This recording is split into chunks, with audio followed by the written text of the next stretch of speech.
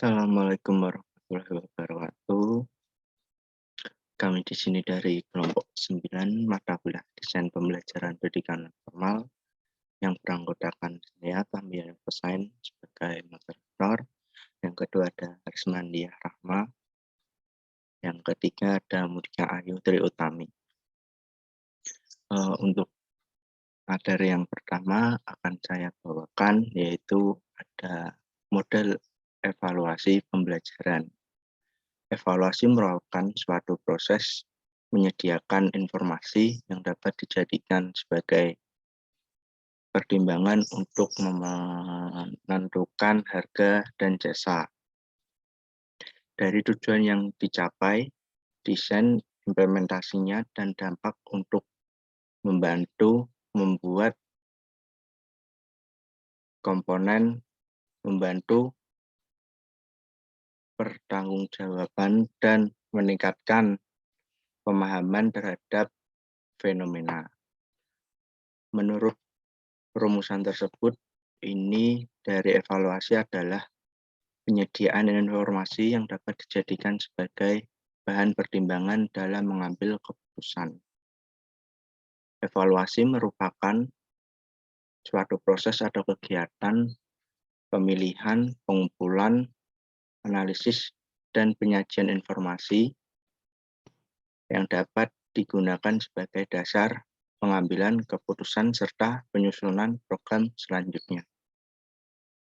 Untuk slide yang selanjutnya akan dijelaskan oleh Monika. Untuk saudari Monika, waktu dan tempat dipersilakan.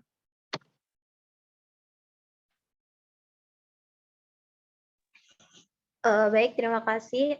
Selanjutnya saya akan menjelaskan tentang evaluasi itu sendiri. Nah, evaluasi yaitu merupakan suatu proses untuk menyediakan informasi yang telah dijadikan sebagai pertimbangan untuk menentukan harga dan jasa yang mungkin sudah dijelaskan oleh Mas Tami tadi. Nah, sedikit menambahkan bahwa evaluasi itu harus ditinjau dari keseluruhan. Nah, berdasarkan hasil evaluasi, seorang pendidik itu juga harus mengetahui sampai di mana penguasaan bahan pelajaran atau kecakapan masing-masing siswa. Mungkin bisa di next, Mas.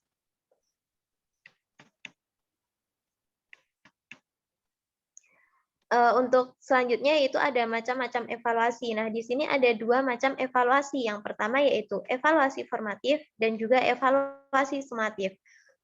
Evaluasi formatif yaitu evaluasi yang dijadikan saat pelaksanaan dan fokus pada program prioritas melalui perbaikan tujuan pelaksanaan. Nah, hasil dari evaluasi ini biasanya itu meliputi permasalahan dalam pelaksanaan. Macam evaluasi yang kedua yaitu evaluasi sumatif. Evaluasi sumatif yaitu evaluasi yang diterapkan saat pelaksanaan dan fokus terhadap suatu program prioritas setelah usai dilakukan. Nah, evaluasi ini juga memiliki tujuan dalam penilaian hasil pembelajaran. Hasil evaluasi sumatif ini meliputi pencapaian prioritas dan pelaksanaan atau kegiatan. Bisa di next, Mas.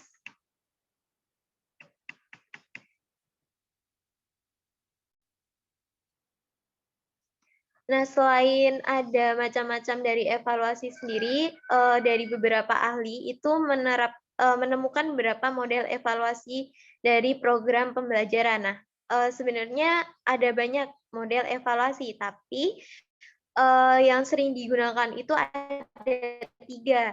Yang pertama itu ada evaluasi model CIPP, atau singkatan dari konteks, input, proses, dan produk. Nah, konsep ditemukan oleh Stuffelbeam pada tahun. Evaluasi model CIPP ini dalam bidang pendidikan menggolongkan sistem pendidikan itu atas 4 dimensi, yaitu ada konteks, input, proses, dan produk. Nah, apa itu konteks?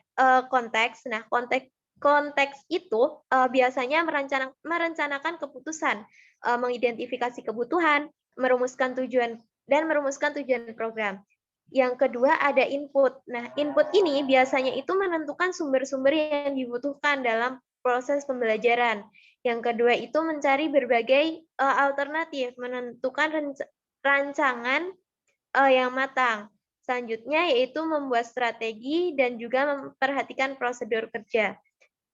Yang ketiga yaitu ada proses. Nah, pada tahap ini seorang pendidik itu juga harus memperhatikan apakah sudah sesuai dalam perencanaan atau ada yang perlu diperbaiki. Selanjutnya itu ada produk. Nah, pada tahap ini seorang pendidik juga harus memperhatikan manfaat yang dirasakan selama proses pembelajaran dan apakah ada pengaruh atau dampak dari proses pembelajaran tersebut. Model yang kedua yaitu model stake. Model ini jadi biasa disebut dengan model teori metrik. Model ini juga dicetuskan oleh Stake itu sendiri. Nah, pada model ini, Stake itu mengusulkan bahwa evaluator itu harus menjelaskan 3 tahapan dalam evaluasi. Yang pertama itu ada antecedents, yaitu mengacu pada informasi dasar yang terkait atau kondisi kejadian apa yang ada sebelum implementasi program. Yang kedua ada transaction. Pada tahap ini, apakah yang sebenarnya terjadi selama proses pembelajaran dilaksanakan? Apakah program yang sedang dilaksanakan itu sesuai dengan rancangan program? Termasuk tahap ini adalah informasi yang dialami oleh peserta didik berkaitan dengan guru, orang tua, konselor, tutor, dan peserta didik lainnya. Tahap yang ketiga yaitu ada tahap outcome. Nah, pada tahap ini itu berkaitan dengan apa yang dicapai dalam program tersebut, apakah program itu dilaksanakan sesuai dengan yang diharapkan, termasuk di dalamnya kemampuan, prestasi, sikap, dan tujuan. Untuk evaluasi model selanjutnya akan dijelaskan oleh. Baik, terima kasih. Untuk model yang ketiga yaitu ada evaluasi model Kirkpatrick. Nah, yang dimana ini Kirkpatrick for level evaluation model. Nah, model evaluasi yang dikembangkan oleh Kirkpatrick ini telah mengalami beberapa penyempurnaan terakhir diperbarui pada tahun 1998 yang dikenal dengan Evaluating Training Programs atau the 4 level atau Kirkpatrick Evaluation Model. Nah, evaluasi terhadap program pelatihan mencakup 4 level evaluasi, yaitu yang pertama ada evaluasi reaksi, evaluasi terhadap reaksi peserta pelatihan berarti mengukur kepuasan peserta. Nah, program pelatihan dianggap efektif apabila proses pelatihan dirasa menyenangkan peserta sehingga mereka tertarik dan termotivasi untuk belajar dan berlatih. Nah, untuk yang kedua yaitu ada evaluasi belajar. Evaluasi hasil belajar dapat dilihat pada perubahan sikap, perbaikan pengetahuan, dan peningkatan keterampilan peserta serta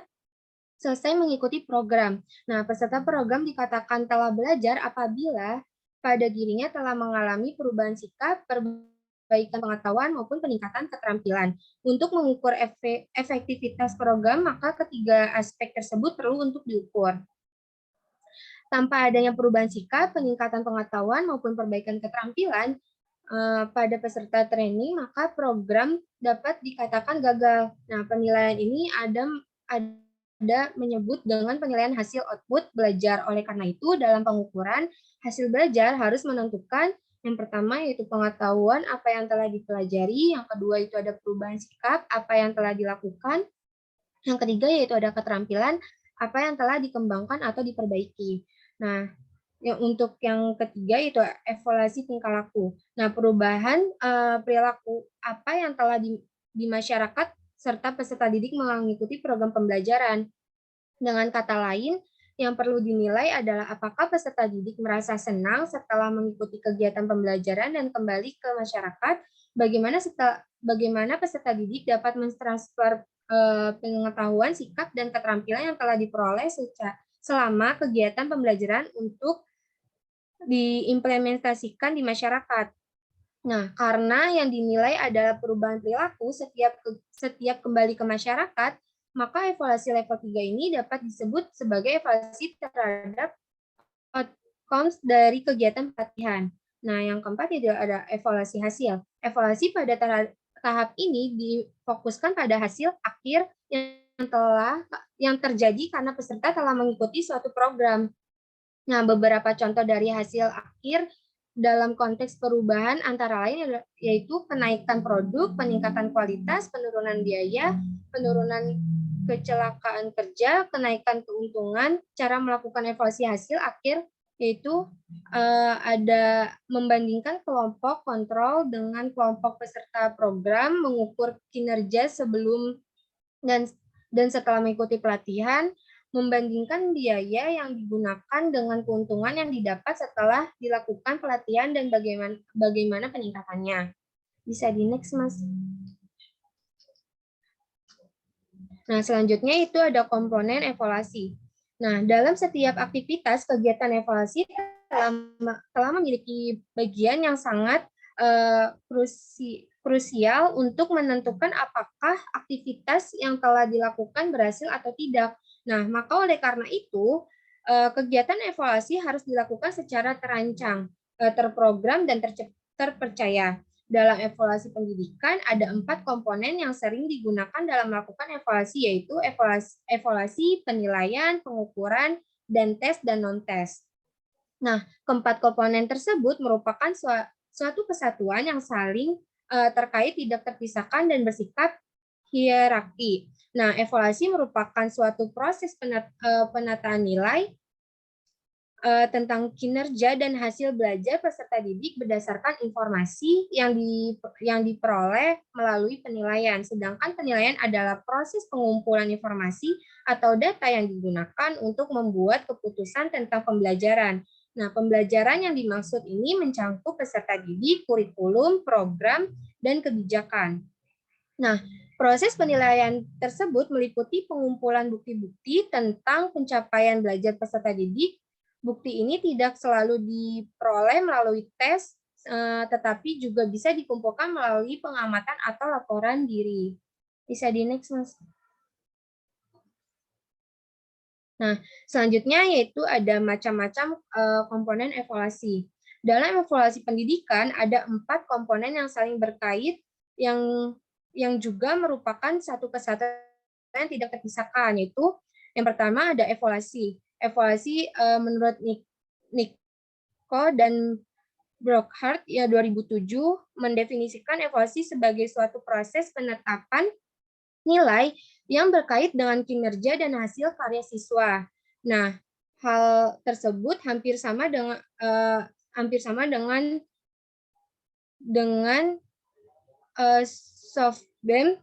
Stufben yang mengatakan bahwa evaluasi merupakan proses memperoleh, menyajikan, dan menggambarkan informasi yang berguna untuk menilai suatu alternatif pengambilan keputusan tentang suatu program.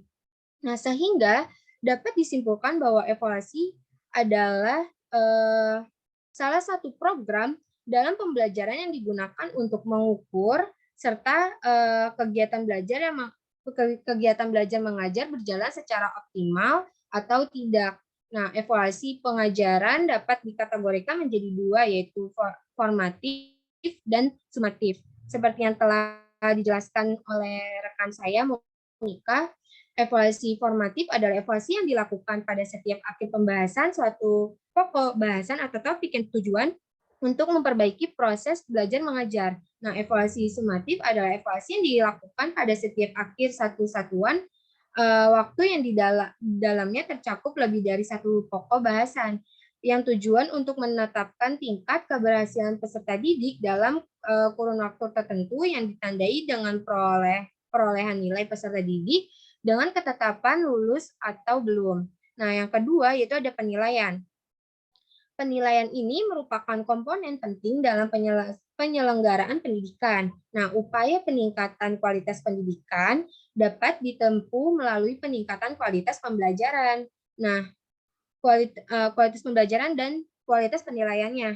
Nah, ditinjau dari sisi tujuan, maka penilaian yang dilakukan dalam konteks pendidikan memiliki tujuan, yaitu yang A, membantu belajar peserta didik, B, mengidentifikasi kekuatan dan kelemahan peserta didik, C, menilai efektivitas program kurikulum, D, menilai dan meningkatkan efektivitas program kurikulum, E, menilai dan meningkatkan efektivitas pembelajaran pengajar, F, menyediakan data yang membantu dan membuat keputusan, dan yang terakhir G, komunikasi dan melibatkan orang tua peserta didik.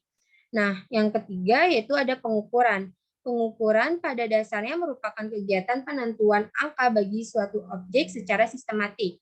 Nah, penentuan angka ini merupakan usaha untuk menggambarkan karakteristik suatu objek. Kemampuan seorang dalam bidang tertentu dinyatakan dengan angka. Dalam menentukan karakteristik individu, pengukuran yang dilakukan harus sedapat mungkin mengandung kesalahan yang kecil. Nah, kesalahan yang terjadi pada pengukuran ilmu-ilmu sosial biasanya disebabkan oleh alat ukur, cara mengukur, dan kegiatan objek yang diukur. Nah, masalah evaluasi hasil belajar meliputi alat ukur yang digunakan, cara menggunakan, cara penilaian, dan evaluasinya. Alat ukur yang digunakan bisa berupa tugas-tugas rumah, kuis, ulangan tengah semester, dan akhir semester. Nah, yang terakhir yaitu ada tes dan no tes. Nah, yang tes ini merupakan sejumlah pertanyaan yang membutuhkan jawaban yang benar atau salah. Tes diartikan juga sebagai sejumlah pertanyaan yang membutuhkan jawaban atau sejumlah pertanyaan yang harus diberikan tanggapan dengan tujuan mengukur tingkat kemampuan seseorang. Nah, hasil tes tersebut merupakan informasi tentang karakteristik seseorang atau sekelompok orang. Tes merupakan salah satu cara untuk mengintimasi besarnya tingkat kemampuan manusia secara tidak langsung, yaitu melalui respon seseorang terhadap sejumlah stimulus atau pertanyaan. Nah, hasil tes sendiri ini tujuannya harus baik, yaitu memiliki kesalahan pengukuran yang sekecil mungkin. Kesalahan pengukuran ini dapat dikategorikan menjadi dua, yaitu kesalahan acak dan sistematik. Kesalahan acak yaitu disebabkan karena kesalahan dalam menentukan sampel isi tes variasi emosi seseorang, termasuk variasi emosi pemeriksa lembar jawaban jika lembar jawaban peserta tes diperiksa secara manual. Nah, yang kesalahan sistematik yaitu adalah kesalahan yang disebabkan karena soal tes terlalu mudah atau terlalu sukar. Ada pendidik yang cenderung membuat tes yang terlalu sulit tetapi ada juga yang cenderung membuat tes yang terlalu mudah. Selain itu, ada juga pendidik yang pemurah dan ada yang mahal dalam memberi skor. Hal-hal ini merupakan sumber kesalahan yang sistematik dan menjadi sesuatu hal yang lumrah kita saksikan dalam dunia pendidikan di negara ini. Nah, yang terakhir yaitu ada non-test. Dalam konteks kurikulum berbasis kompetensi seperti KTSP maupun kurikulum tahun 2003 menuntut terpenuhnya 3 ranah sebagai indikator keberhasilan. 3 ranah ini adalah kemampuan berpikir, keterampilan melakukan pekerjaan, dan perilaku. Setiap peserta didik memiliki potensi pada 2 ranah, yaitu kemampuan berpikir dan keterampilan, namun tingkatan dari satu peserta didik yang lain bisa berbeda. Nah, ada peserta didik yang memiliki kemampuan berpikiran rendah, namun memiliki kemampuan berpikir biasa demikian pula keterampilannya juga bisa tidak ada yang menonjol, namun jarang sekali ada peserta didik yang memiliki kemampuan berpikirnya rendah dan keterampilannya rendah, karena apabila demikian sulit bagi peserta didik untuk bisa hidup di tengah masyarakat karena tidak memiliki potensi untuk hidup di masyarakat. Nah, hampir semua pelajaran memerlukan kemampuan berpikir. Kemampuan berpikir tersebut pada ranah kognitif meliputi kemampuan menghafal, kemampuan memahami, kemampuan menerapkan, kemampuan menganalisis, kemampuan mengevaluasi, dan kemampuan menciptakan, atau dalam istilah taksonomi, hasil revisi taksonomi yang mampu untuk menguasai dimensi proses kognitif serta kemampuan metagonisis. Baik, itu saja materi yang saya sampaikan. Selanjutnya saya kembalikan kepada moderator. Terima kasih untuk Saudari Rismandia dan juga Monika. Dapat disimpulkan pada materi kali ini, yaitu evaluasi merupakan suatu proses yang sistematis dari sebuah pengumpulan, analisis, dan juga interpretasi informasi atau data untuk menentukan sejauh mana peserta didik itu telah mencapai sebuah tujuan pembelajaran. Dalam mengevaluasi suatu keberhasilan program, pembelajaran ini tidak hanya untuk mengadakan sebuah penilaian terhadap hasil belajar peserta didik yang dimana sebagai produk dari sebuah kualitas program pembelajaran dan juga proses pembelajaran itu sendiri. Berbagai model dan juga macam evaluasi program ini dapat dipilih oleh pendidik maupun sekolah untuk mengadakan sebuah evaluasi terhadap sebuah keberhasilan program pembelajaran. Dalam pemilihan suatu model evaluasi ini akan tergantung pada sebuah kemampuan evaluator yang dilakukan oleh pendidik, harus difokuskan dengan jelas pada suatu proses perbaikan daripada suatu pertanggungjawaban untuk suatu produk akhir. Dalam setiap aktivitas kegiatan evaluasi selalu menjadi bagian yang sangat krusial untuk kegiatan evaluasi. Harus dilakukan secara terencana, terprogram, dan terpercaya. Dalam evaluasi pendidikan ada 4 komponen yang sering digunakan dalam melakukan evaluasi, yaitu evaluasi penilaian, pengukuran, dan tes dan non-tes. Keempat komponen tersebut merupakan suatu kesatuan yang saling terkait, tidak terpisahkan, dan bersifat hierarki.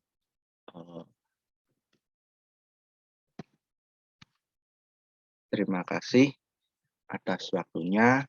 Sekian dari kelompok 9. Apabila ada salah kata, mohon dimaafkan. Sekian, wassalamualaikum warahmatullahi wabarakatuh.